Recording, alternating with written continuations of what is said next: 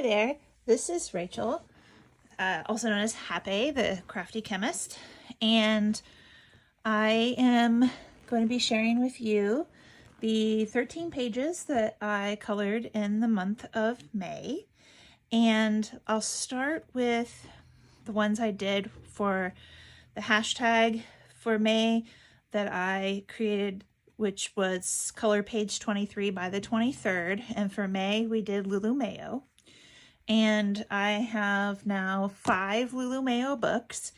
And so I did 5 page 23s for the month, which is okay because these are adorable images and they're not very big, most of them. So the first one I'll share with you is in A Million Unicorns, and page 22 and 23 were together. And so here I colored the unicorns dancing in the forest with the little animals conducting a symphony or something. This little toadstool guy is in a lot of the images. Actually, there's one I'm coloring right now.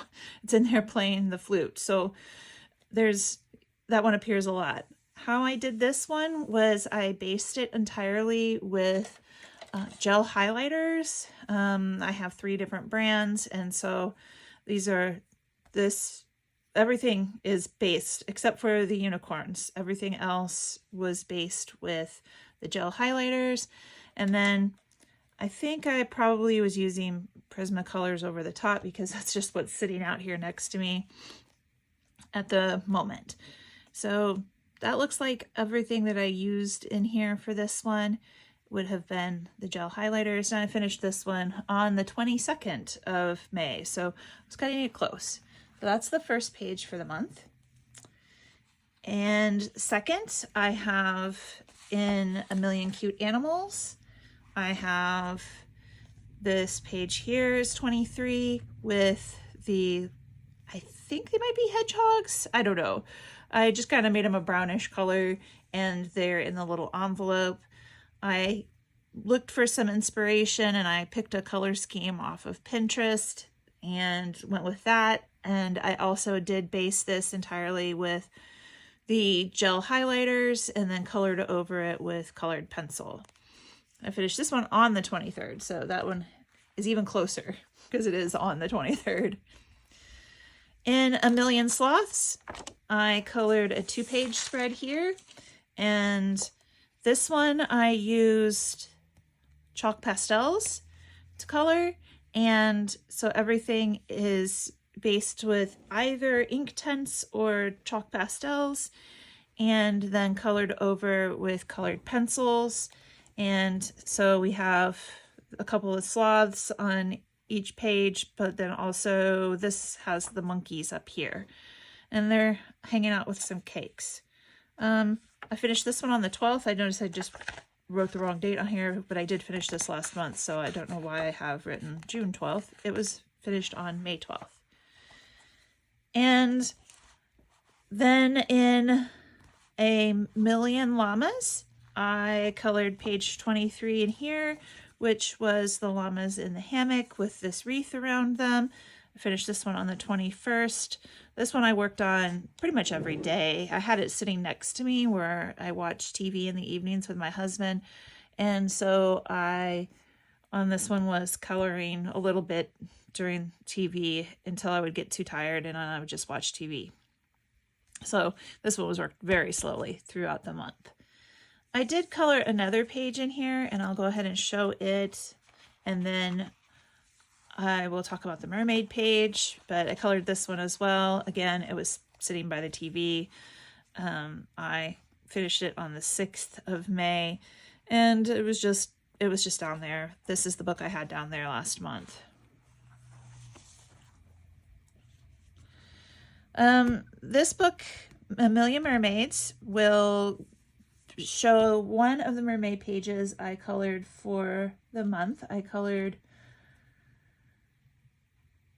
it looks like 4 of them. Yes, I colored 4 mermaid pages for the month of May.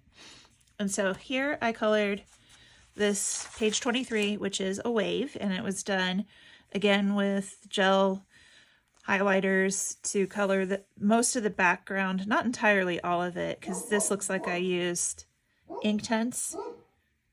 Oh, you can hear my dog barking. I think the mailman is here. And then I colored with colored pencils over that. And now I will share with you, before moving on to the other mermaid pages, the other page 23s for the month of May that other people have posted on Instagram.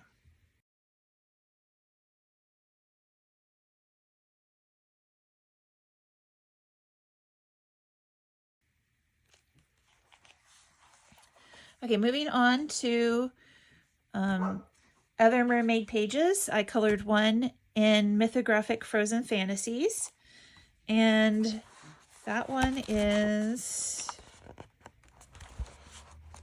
gotta find it, this one here. And I used a theme from, I believe it was Elm Colors. This one is the Arctic theme, and I finished this on May 9th.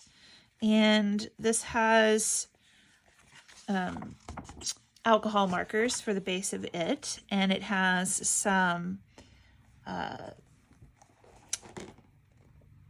pearlescent and some metallic watercolors in it, and then it has, just colored pencils and a little bit of white gel pen to go over some of the ice that is dripping off, or it could even be just water in the case of this one that's dripping off of the flowers. So the color scheme was very Arctic, and this one is in Mythographic Frozen Fantasies. In Worlds Within Worlds, I colored the 2-page Nautilus spread using the theme Dark, and we'll try to move some of it up here. I wanted the city that the mermaids in the very depths of the ocean and large nautilus creatures where they live, I wanted that to be very dark, and so I used a lot of things to make this dark theme page, and I had a lot of fun with it. So there's charcoal, and there's Inktense and colored pencils, and there's probably some Neocolor 2s and some Graphitints, and there's a little bit of silver gel pen, and I am really super pleased with how it came out. This was the second and third page that I've colored in here. This was my first one that I did in April, and I do have planned to do another one in here for the month of June, if you've seen that video. And the last mermaid page I did for the month was in Wanderlust, and I have kind of shown this one briefly in my June planning, but this one was for the theme Pacific, and the page is titled Sea of Clouds, and I used alcohol markers on the base of it as well, and then used a variety of things, Neocolor 2 and pencils and a little bit of gel pen to color over the rest of the page. I did use inspiration from Pirates of the Pacific, a book cover for the boat, and ships that had mermaids on it for mermaid inspiration, and then Plants of the Pacific and Hawaii for the flowering that I have going on here. I did try to cover up a little bit of the hidden pictures in this one, some of it more than others, and so here you can see that there's some scissors hanging out there, and I just colored things to like blend them into the background. Here, these looks like goggles of some sort. I blended in and made into a cloud, down here, the thing from a Ouija board, I just made it as part of the flowers. I left the little diamond. I thought, well, you know, pirate treasure, that works for that. And there's a few other things like this suitcase here I covered up, and a hair dryer here I kind of covered up.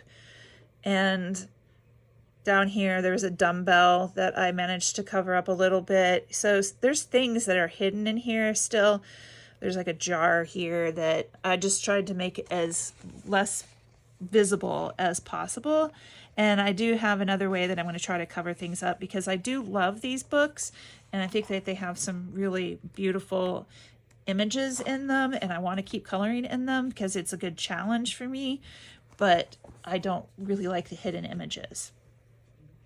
And then I've been so busy this summer. I'm teaching a summer class, and I had bought this book, I think for just a couple dollars or something at Barnes & Noble, and I hadn't done anything with it yet.